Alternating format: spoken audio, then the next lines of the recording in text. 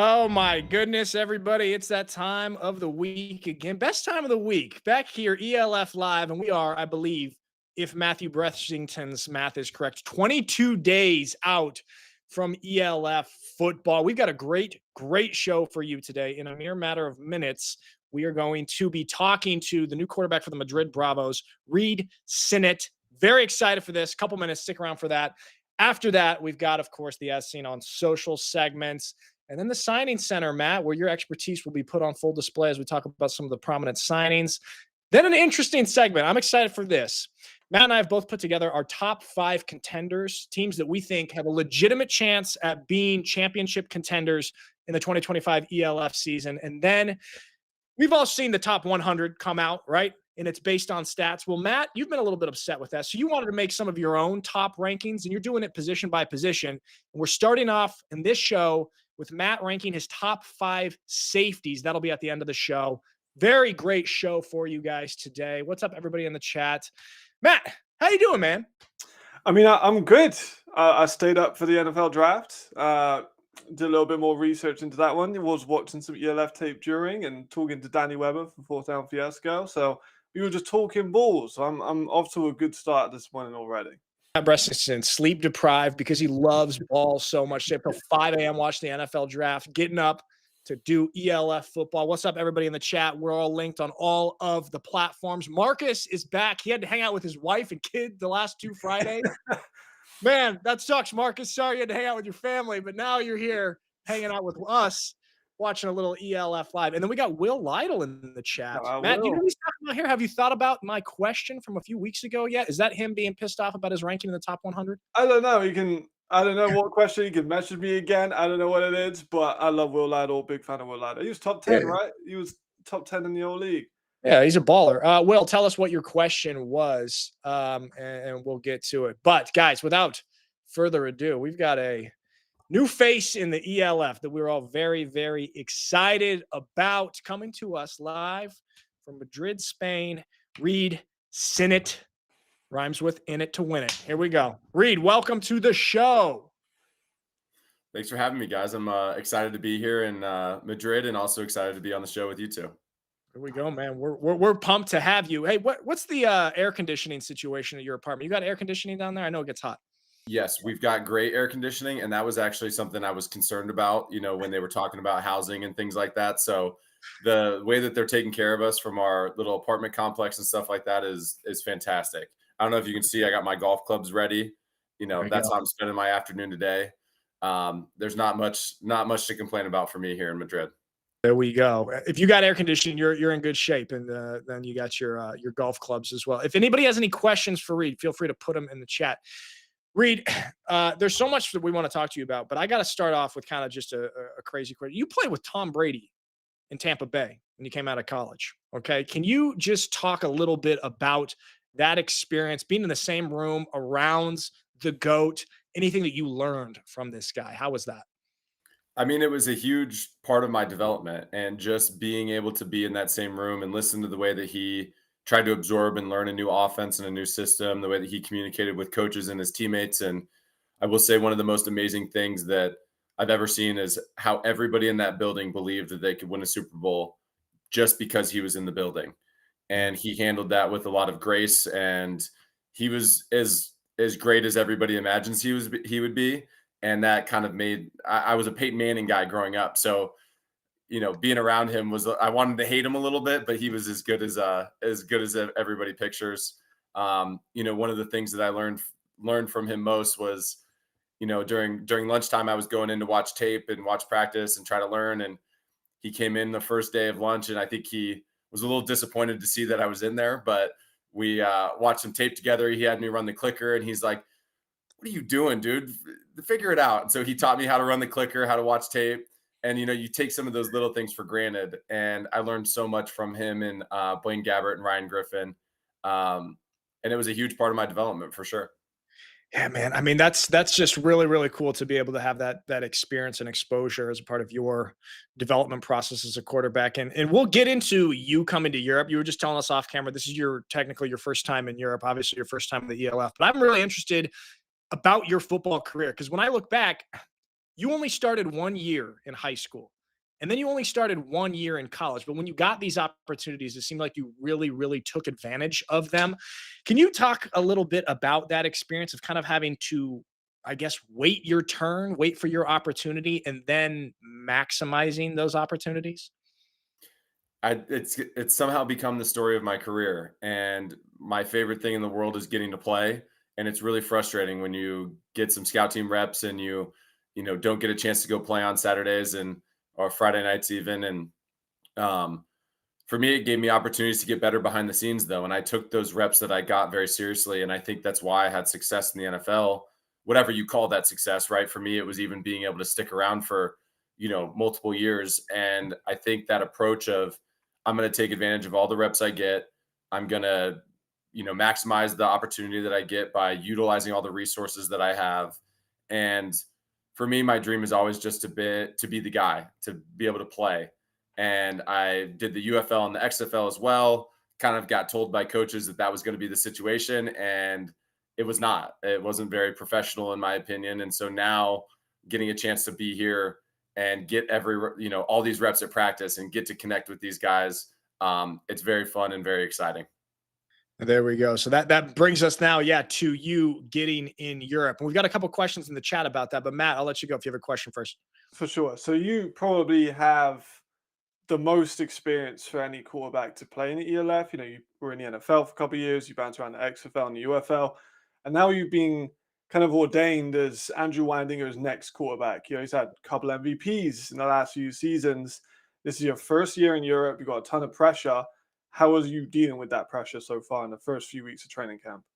There's no pressure. I'm here to play football and help elevate the play of my teammates and be a resource for coach to make sure that I'm doing all the things that he wants to and executing his vision for the offense. And for me, it sounds ridiculous, but the idea of pressure is something that I think you put on yourself. And I'm confident in my abilities as a player. I'm confident in my abilities to understand the system and articulate, what I want to do with my teammates and things like that. And so it's about me going out and executing and helping raise everybody's level of play.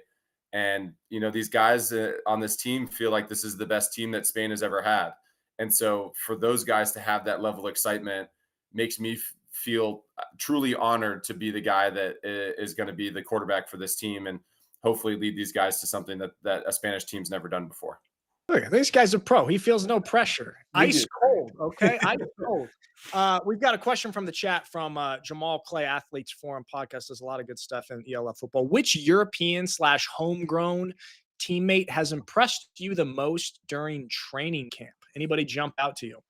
Yeah, I mentioned this to you guys earlier. My guy Jordito from Barcelona. He is a young slot receiver. He hasn't had a ton of experience playing football, but he's like a sponge. He just wants to learn, and he's competitive. As a quarterback, he's a quarterback's dream. He gets to the right spot. He understands the system. He understands where to be, and he's competitive, and he wants to be great. And I think that that's one of the best things that I've seen from a lot of the Spanish guys is that they're sponges to information. They don't really make the same mistake twice, but they're hungry for knowledge and for information. And it's so different than how I've been around teams in the States where the XFL and the UFL, again, in my experience, was a lot of guys making excuses of why they're not in the league. And I'm going to get to the league and I'm this, I'm that, I'm whatever. And here it's like, how can I get better? What can I do? What can I do? What can I do? And I think that that's just such a cool way for these guys to approach the game. Yeah, I mean that there's kind of a purity to the sport in Europe, and I don't know if you've noticed that yet, but I really noticed it when I came over here of guys like really playing because they love the sport and they want to get better at that, and you're not running into these type of excuses. We got another very, very important question from the chat, Reid, so take the time to think about it. Have you gone to a European McDonald's yet? This is from Will Lytle, a prominent defensive lineman in the league. Have you had the experience of European McDonald's? I have taken pride in trying to embrace the Spanish culture as much as I can. And I think food is such a big part of that. And the amount of times that I'd heard from guys, you have to have McDonald's. It's so different. You have to have McDonald's. And I'm driving, I'm going to the grocery store. And for whatever reason, the grocery store I picked was not open. I didn't understand why, but there was a McDonald's right next to it. So I was like, I'm gonna grab something and see what's going on. Guys, it's still McDonald's. It's Oh, still fast food. Don't Like eat Dutch, don't eat Dutch McDonald's. That's terrible. Did I just hurt everyone's feelings? Like, it's still fast food to me. Like, I don't eat McDonald's in the States really, but I didn't think the fries were as good. The burger was different. I'll give him that, but it was still fast food. So that's my McDonald's take. I don't know if that's gonna make some enemies across Europe, but that's how I feel about it. Reid, you just given a lot of Europeans some bulletin board material. I'm personally a little bit hurt right here. We'll talk. We'll figure this out. We'll clear this up. Okay. Matt, you got Maybe another. It was a bad McDonald's. I got to pick a different one. Maybe it was a bad McDonald's. Maybe you need to try a German McDonald's. They're really good. See? They are really good. They got the McRib last time I was in Cologne. I had that since I was like a kid in the UK, so it was eye-opening for me. I'm not gonna lie. There we go.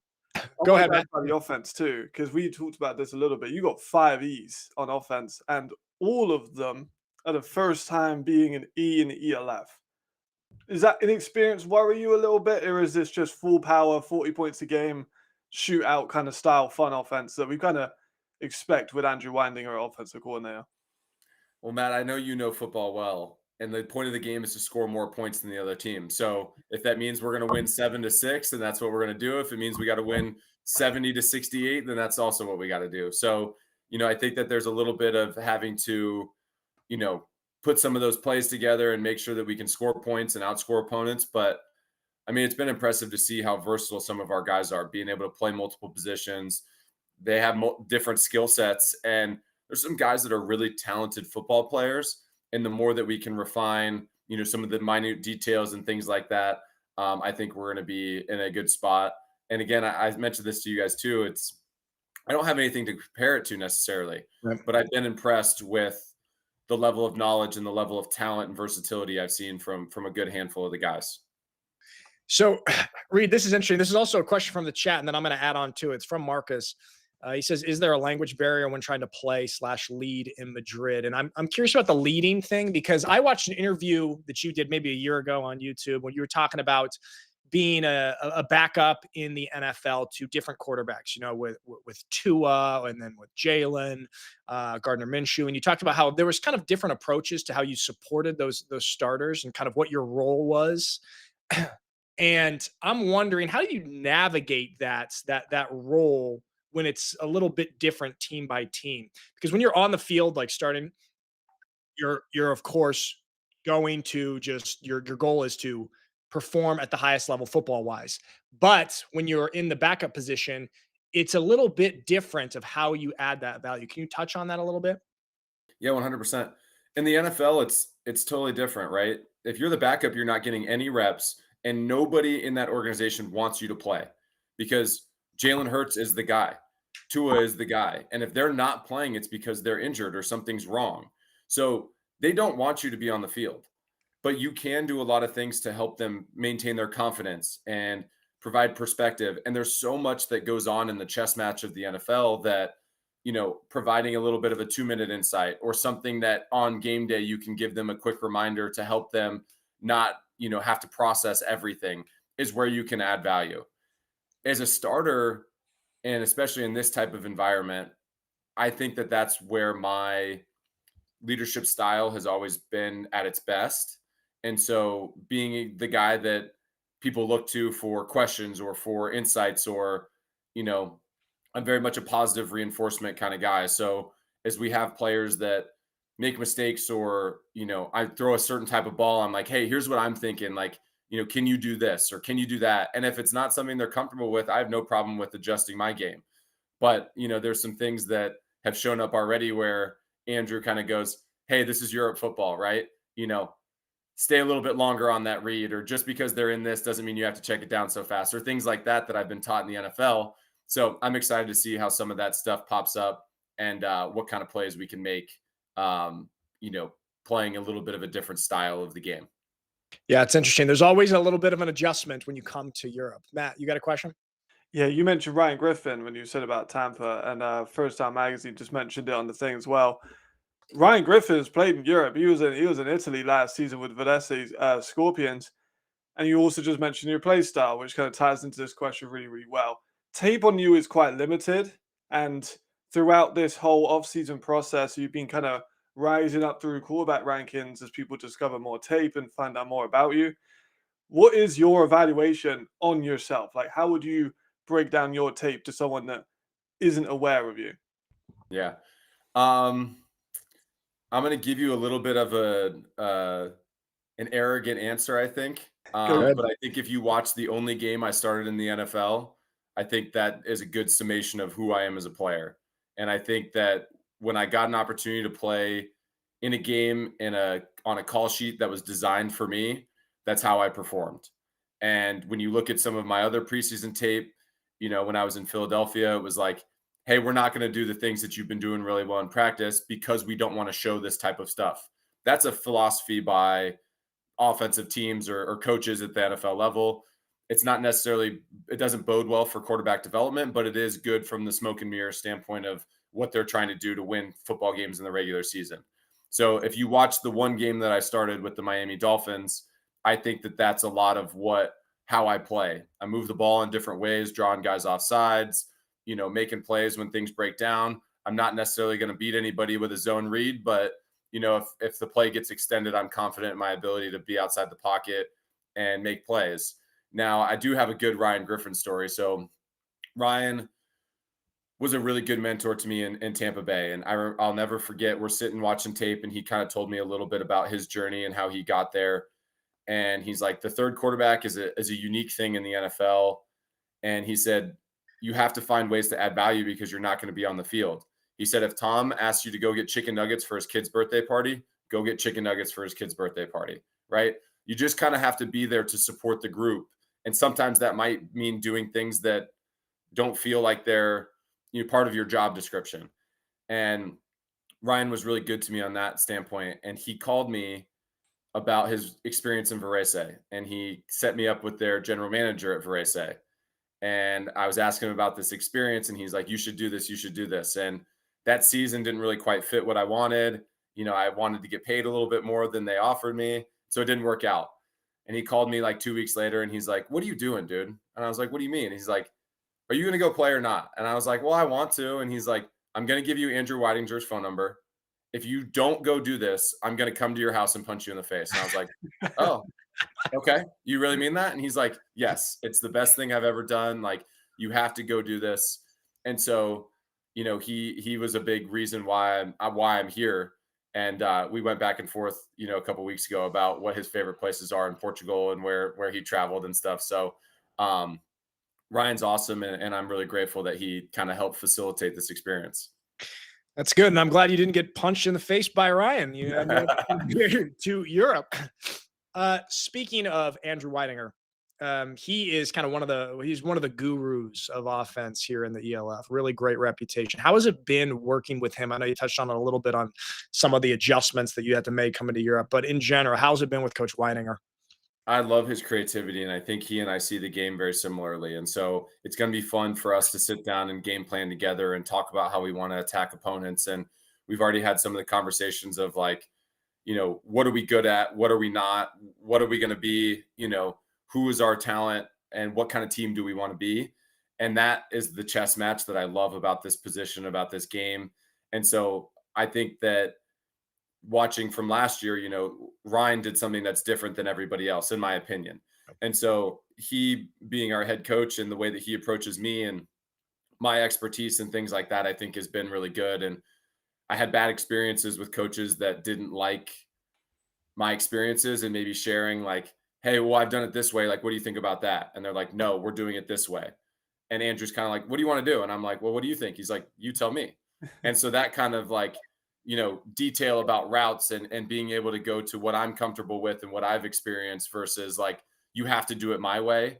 There's always a give and take there, but I'm really happy about that part of it. And we'll see how it continues to develop. Love that. Matt, go ahead. Yeah. So me and Andrew, we are close as well. He scouted in the NFL, so he's been a bit of a mentor for me.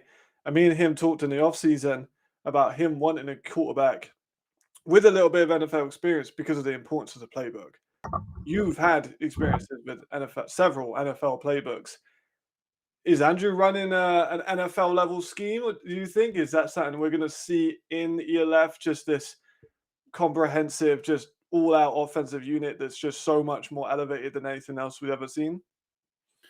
I do think that you are correct in the first part that it is an NFL playbook. There's no doubt about that. And the way that he coaches it, the way that we tag things, like it is NFL level, no doubt. I don't know that that means that you're going to see something that's completely different than anything you've ever seen. I think the thing about an NFL playbook is it allows for versatility. So we can get guys to places that we want to. We can create matchups that you want. And that's, I think, the advantage of having an NFL style playbook rather than being limited by how you have formation set up or, hey, we haven't actually installed that yet. We can't actually get that guy to that spot. We'd have to create something completely new. And that leads to challenges.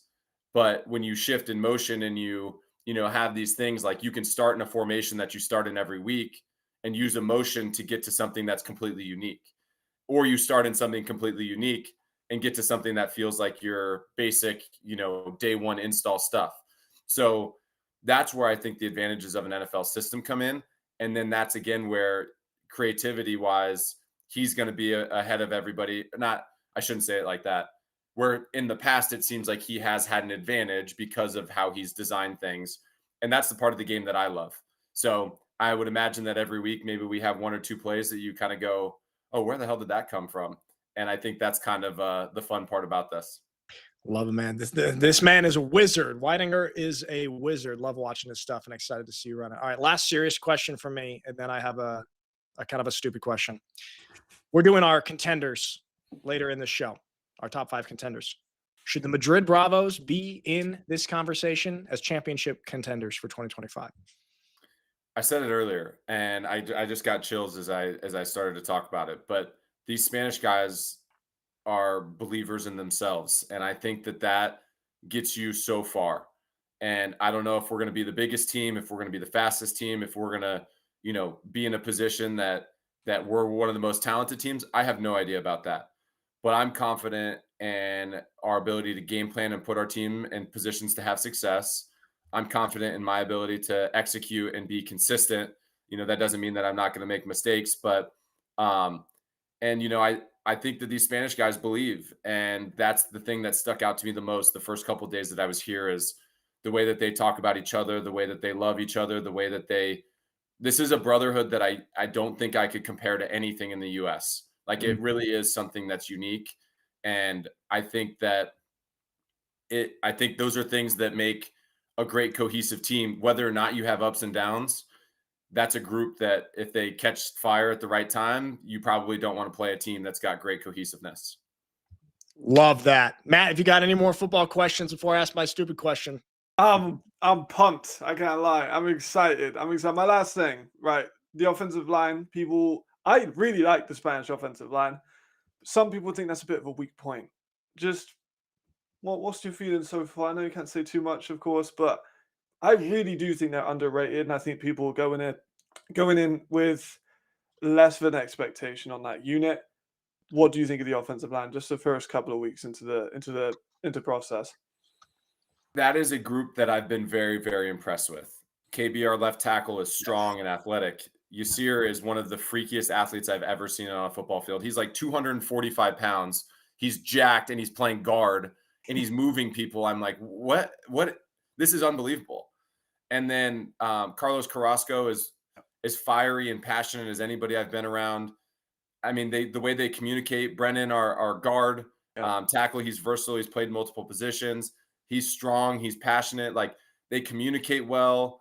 I mean, that's half the battle at the offensive line position is can we all get on the same page? And they're on the same page. And that doesn't mean that we're not making mistakes or losing at times or things like that. But if we can get moving in the right direction and block the hats that we're supposed to, I know where our answers are. I know where the ball is supposed to go. And I think that that's part of what makes a good group cohesive. And, we kind of talked about the things that, I feel comfortable with. And I don't think that this is a league where there's a ton of pressure. I don't think that there's a lot of exotic looks, but I feel confident in my ability to replace pressure and handle that stuff in the protection game. And if that's not going to be an issue that we see a lot, then I think it bodes well for our group specifically. There we go. All right, last question. Nothing to do with football. We were talking earlier before we started recording about movies. I'm a big movie guy. I'm a film guy. Give me your top 3 to 5 all-time movies, if you can. It's a very difficult question, I know. Yeah. So I'm not going to give you a simple answer, but Good. I started loving like the IMDb top 100 in college. Yeah. So I just started watching these movies, and then COVID hit. And so I'm training for the NFL. I'm playing in the NFL, but I'm not supposed to go anywhere. So I watched so many movies over COVID. And I started rating them 1 out of 100. Okay. So I've got like 4 or 5 100 out of 100 movies, depending on when you ask me. Okay. Let's go. So my number one favorite is Blade Runner 2049, directed by Denis Villeneuve. I think he's unbelievable. One of my favorite movies. Incredible. Okay. Okay. Number 2, I love Inglourious Bastards. I think that Tarantino, I think that's his best movie. The premise, all of it, World War II stuff, Brad Pitt, fantastic. Yeah. I think that Parasite, Bong Joon-ho, Oh, watched yeah. that picture a few years ago. Yeah. That sent me down a Korean movie rabbit hole, and Parasite is a perfect movie in my opinion.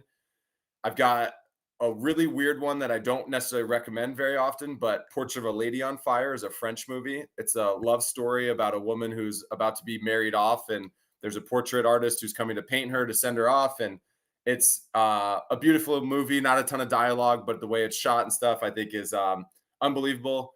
And then I can't leave out Martin Scorsese's The Departed. Oh my gosh. Madrid Bravos are winning the championship. You just made a big fan of Nick Alfieri. I'm going to tell you that right now. All right, good. Reid, you've won me over, man. Earlier about the McDonald's, forget it. We're cool now. We're cool. So we're going to do another podcast. It's going to be 3 hours long. It's going to be us talking about movies. That's a fantastic list right there. This man knows what he's talking about. Are we done? You're kicking me off already? I thought we were going to do this for 3 hours. Yeah, let's keep going. Let's talk film. We usually do 15-minute interviews, Reid, and this one went 30 minutes. And we did get a comment that this interview was absolutely effing awesome. And it has nothing to do with our very articulate and interesting guest, Matt. I think it was just because of you and me, probably, right? I think it is.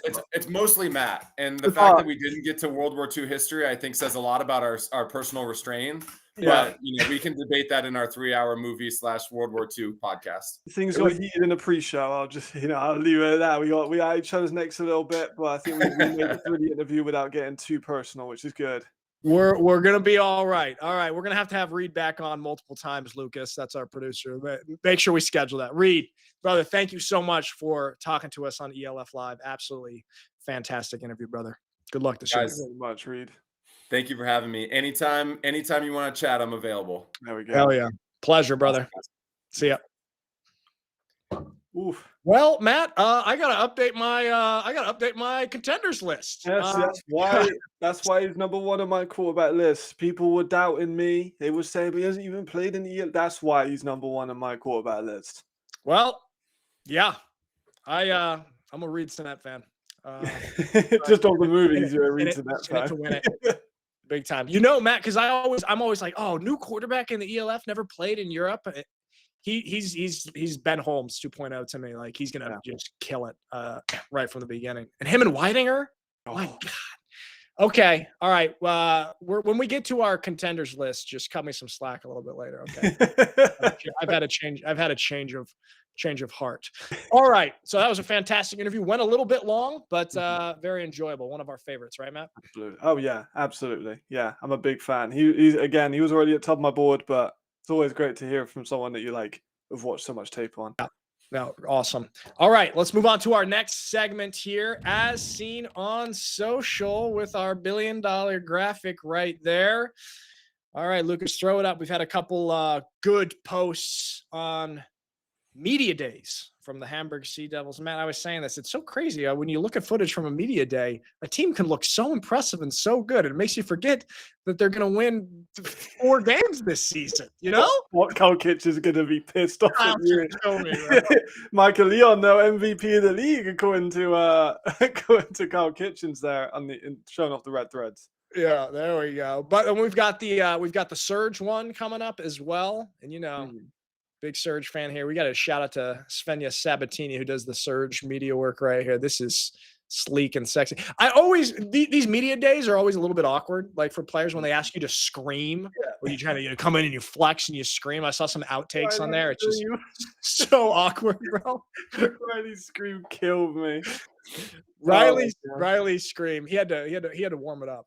He had to warm it up a little bit. So we've got some of that from media days, and then this is super cool, Matt. Okay. The Tampa Bay Buccaneers do this coaching academy, and we've got the top 25 finalists, and we've got a few people with ELF connections who have been invited to Tampa Bay for the situation here. We've got Henry Schlegel, who is the quarterback coach for the Nordic Storm, who also, Matt, previously Berlin Thunder OC, one of the youngest of all time, right? Yeah, incredibly clever as well. I watched a presentation he did, got my hands on it. You could just see he is like just pouring with information. Like he's such a clever coordinator. I think that spending a lot of time with Jadrian in this offseason is going to would have elevated him, you know, as former D1 guy. And then coming into Tampa, it's going to be even better for him. Henry's going to be, he is the future of European coaching, right? He's younger than me, I'm positive. So he's under 25, German, has been an offensive coordinator in the highest league of Europe. And I mean, sky's the limit for him, honestly. Yeah, that's absolutely awesome. Young guy, a lot of talent. And then, of course, coming from the Surge, Nadine Nurazid, who has been just fantastic. She's a head coach in the GFL previously, and now she's with the Surge as a defensive assistant. She knows her stuff. She's legit. She adds a lot of value, and it's really cool to see her get invited there as well. And then, Matt, you and I both have a little connection up there at the top. Keenan Lowe, one of my best friends from high school. Shout out to him. To Jesuit High School in Portland, Oregon together. He's now the head coach in Oregon. Can't remember the high school name. He switched around, but awesome guy, very inspirational guy. Shout out to Keenan if you're watching. Miss you, bro. Matt, you got someone else on here you want to shout out? Chase Baker, defensive line at the NFL Academy. One of the highest reputations of coaches in the UK.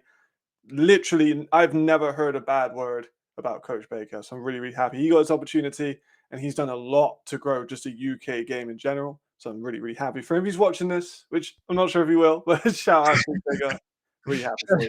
Shout out to two guys who probably are not watching. That's what we got. As Seen on Social this week. As always, guys, if you see anything you would like for us to touch on, As Seen on Social, comment hashtag ELF Live when you see it on social media. All right, moving on to our next segment, the signing center. Matt, one of your many times to shine here as our resident expert and scout of all things ELF. Let's start off with the Paris Musketeers.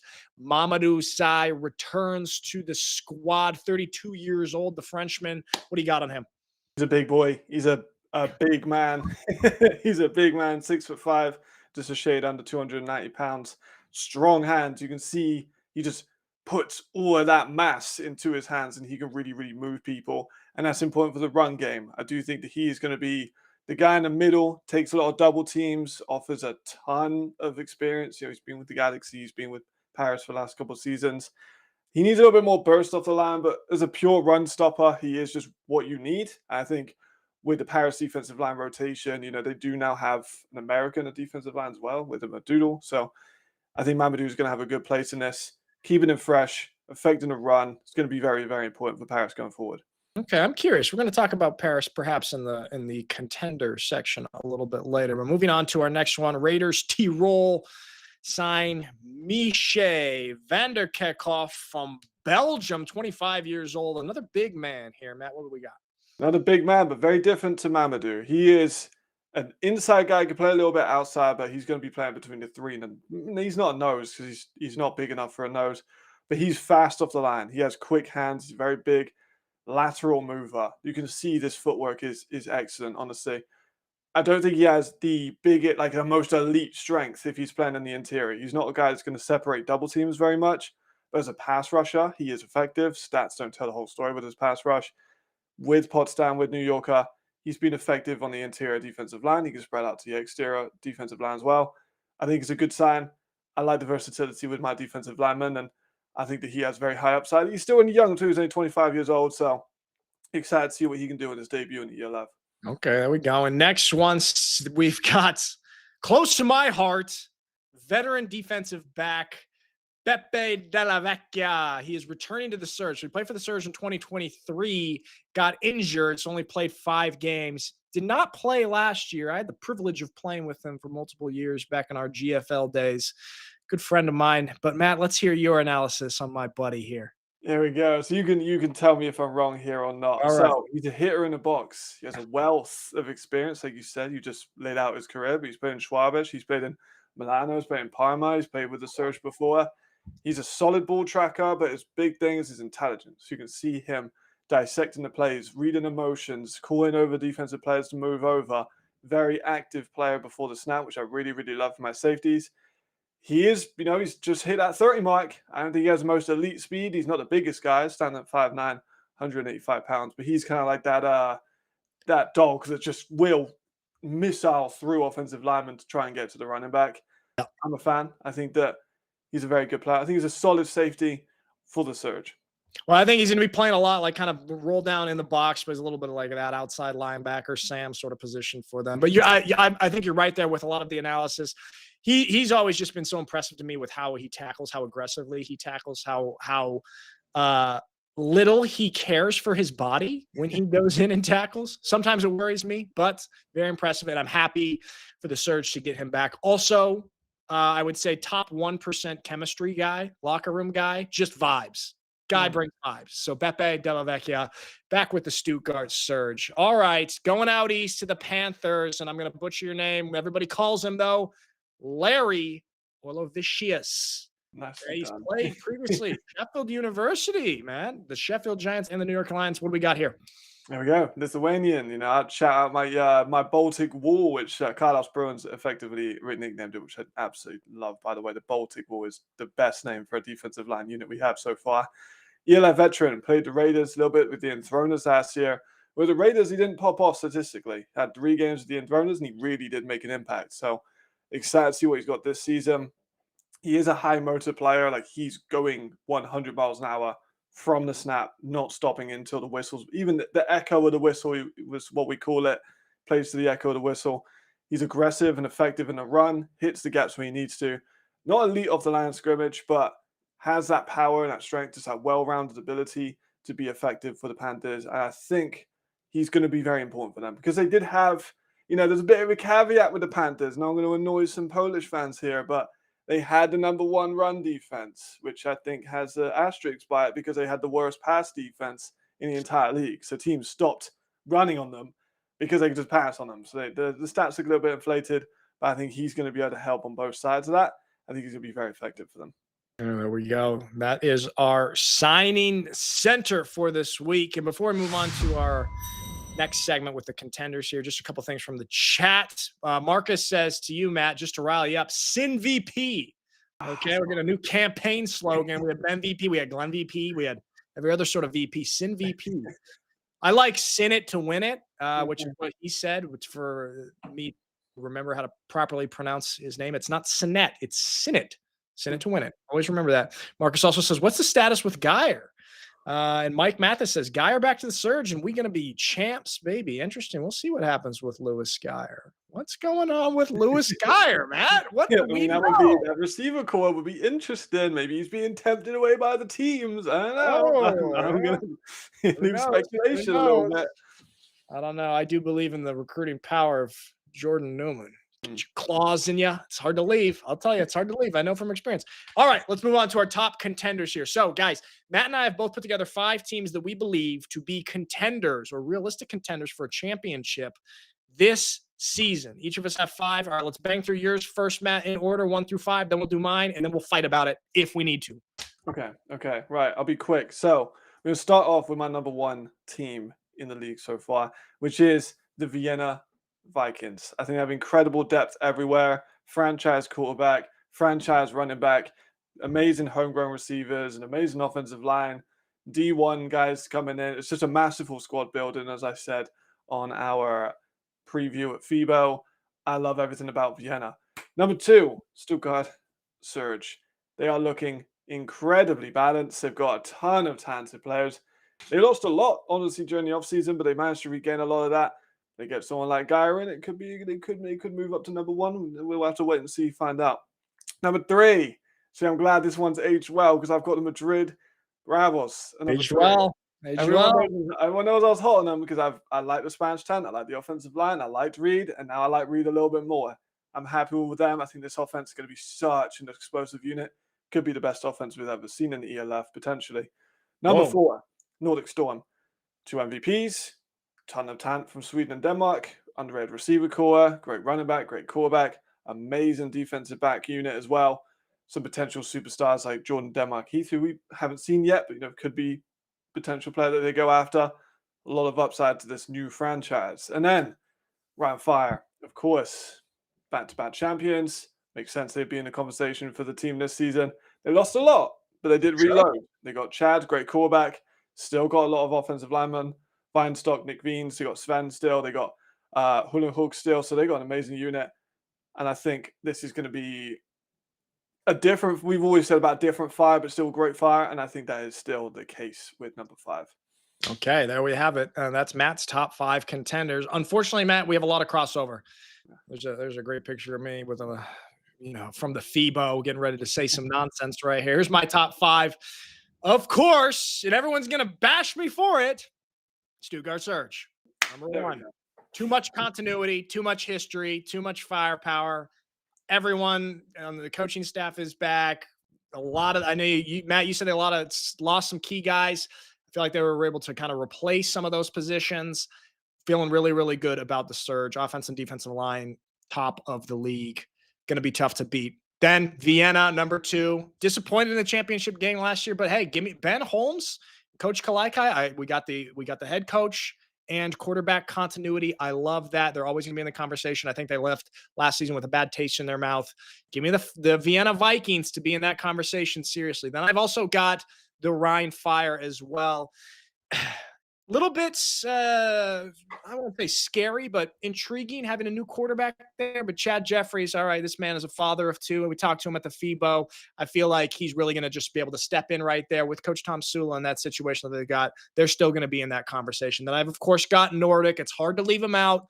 It is also hard to know for sure. I mean, we've seen first-year franchises have success. We saw the Madrid Bravos last year make the playoffs as a first-year franchise. Kind of crazy. And one might argue, Matt, that the Nordic Storm has even more talent than they did last year. And with the experience of 2 MVPs and multiple-time champions with Jadrian and Glenn. And then the only one that you don't have that I do have, Matt, is Paris. Also in the conversation. I think they've got a lot of talent. The Coach Del Rio thing is very intriguing. I'm a big fan of what Jalen Henderson did in previous leagues. I think he's very, very intelligent or very, very talented and could be a real spark. But Matt, you're telling me you don't really like this Paris thing here, huh? I didn't say I didn't really like it. I'm just saying I've heard some things. What have you heard, Matt? You don't like what have you heard? I've heard, and it's no fault of any particular player, but I've heard the offensive unit isn't as cohesive as one might have thought at this point of the offseason. I've heard offensive line a little bit slimmer than perhaps Polly has gone back to Brazil. He's not playing for them this year. It's a big loss. I've heard, that receivers are dropping balls. That's what I'm saying. Maybe I'm going to light a fire under some receivers, but I've heard that Jalen looks good.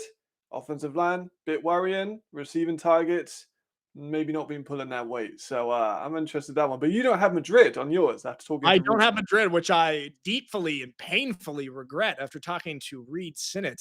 So are you dropping Paris? If you put a gun to my head and said, fix this right now, that's what I would probably swap that. Probably. But I guess I have to stand by my decision here. But it sounds like you're describing the Paris Musketeers almost as a last year Chicago Bears type situation. Really talented quarterback, offensive line. It could be that. Is this what you're getting at? Yeah, that's a pretty good comparison. I think that's actually a really great comparison. That could be the way it is, but we'll find out very soon. It's only a couple of weeks away, but I'm hearing a lot of different things from a lot of different teams and stuff like that. Paris is one I haven't heard a ton of positives for this week, and I've heard things are starting off a little bit slowly. All right, we shall see. I think if we go back to when we picked our wins and losses, I think that I had Paris losing the first couple games for them to get their footing. Yeah. Maybe they will need to go through a couple losses there to get their footing. Just a couple things from the chat before we go on to our final segment. Aiden Stephenson says, home championship game for the Surge. Did Nick pick the location this year? Yes, the ELF lets me personally decide where should we play the championship game, Nick? And I said, put it in Stuttgart so we can get a Stuttgart championship at home. I love wielding all this power, Matt. Isn't it great? I mean, it's further for me, so but I liked this one from Marcus. No one mentioned Frankfurt, so I don't like that team over there. They annoyed me. Oh yeah. Hey, for those who don't know, there is a colossal beef between Matt Bressington and the Frankfurt Galaxy. They do not get along. And they called you out on social media, and I think you call them back outs on this show. Yeah. Let's see what else we have in the chat. Aiden says that Vikings receiving core is the best in the league, and Cedric League has some bias going on with the Ryan Fire schedule. What do you think? It's distance wise. They did it with distance, so no. Yeah. I don't think it is. All right, let's move on to our final segment. Well, we've seen on social media for the past weeks the top 100 being released, and Matt Bressington, in an attempt to make his own rankings, is doing top 5 at each position. And this week we've got the safeties. Now, guys in the chat, let us know what you think. Matt, talk to us. All right. So I want to be very clear because I know people are going to watch just the top 5 and they're not going to listen, but I've got to cover myself here. I'm talking safeties. I'm not talking corners that play a little bit of safety or safeties that play a little bit. I'm talking about safeties. You're not going to see a Mitch Fettig. You're not going to see a Raheem Wilson because both of those are elite defensive backs. Elite. Probably my 1 and like my 2 or 3. Amazing. Okay. They don't play safety full time, so I'm not going to put them on my list. Let me just interrupt you before you start with Raheem. That's fair. He's a corner. Yeah. Mitch is a safety. The man is a safety. He should be at the top of your list. Mitch, Mitch, all-star at corner though. So I'm looking out for you, Mitch. I know you're a safety, and everyone's trying to pin you as something that you're not. All right, go ahead. I love Mitch. I think he's probably my second or third best corner, or maybe even player in the league. He's phenomenal. But all right, let's see what you got. DB talk. Let's go. Jamal's pumped. My number 1 defensive back to safety is Amari Williams at the moment. The best ball playing safety, multiple-time All-Star, multiple-time champion, tied for all-time interceptions in the ELF history. It makes sense. I don't think you'll find many people arguing that he is the best safety in the league. Number 2, a man I've talked to a lot over the last couple of days. Very unhappy with the top 100, I'll tell you that. Nazir Streeter at my number 2 position. I know some people say corner. He's not. He's a safety. I've ranted about this about 100 times. He is my second best safety. That's why I want him to play there. Over 100 tackles, elite instincts, read the ball well. Did this on 2 teams. Elite returner, top level tackler. Wasn't top 100, was over 100 tackles. Hold on, Matt. 1 second. Is it fair to include the return ability in your analysis of safeties? That's just his athleticism grade, right? That's what I'm saying. Yeah, I mean, it doubles up with his athleticism. It shows his ability with the ball in his hands. So, he did have that great return. I can't remember who it was against, but I think it was against Cologne. And then in the same game, he had an amazing play on like 3rd and 2. He runs through every single player on his way, perfectly instinctual. Amazing. I'm really am a Nazir fan. I know that Jamal is too because they both come from New Jersey. Number 3, Luke Glenner at number 3 is my guy. I was a little cool on him last year. You know, he came from the Dragons. I'm going to be honest. I thought he was a little bit overrated because in coverage, he wasn't elite when he was in Barcelona. Got burnt a little bit when he tried and moved into the slot. Said about his hips, that became a thing for a while that he took that and ran with it. And I think he improved a ton this season with his hips and his coverage. Still kept a hard-hitting ability. Still kept his elite tackling. He's young still. Like, he's only in his mid-20s. And he's become a little bit of a European, like, captain guy, right? I feel. So he isn't a blazer for speed. I don't think he's going to be playing free safety. I don't think he's going to be hash to hash, but he is a player that is really, really, really talented. And I'm really happy to have him at number 3. Number 4, you're going to like this one, Nick. I've got Gory at number 4. Love it. Love it. A little bit controversial because he's retired, coming back, but you got to appreciate how damn good he was when he was playing. Multiple-time All-Star, tied first with aforementioned Amari Williams when it comes to his interceptions. I mean, he got an interception in a championship game. Great interception. Amazing ball player. I'm a big fan of Goran Zek. He's going to be a bit of a mentor this year, though, because, of course, he's coming into a pretty young defensive backcourt with Miles Button, with Alexander Borkovic. I think he's going to be very important for their development. I'm a big fan. Like, I'm really, really excited that we get to see him back, and I know that you'll be happy to see him in the top 5 safeties, of course. I will. Number 5, Chad Walrond. Here we go. So, again, another player in the preseason.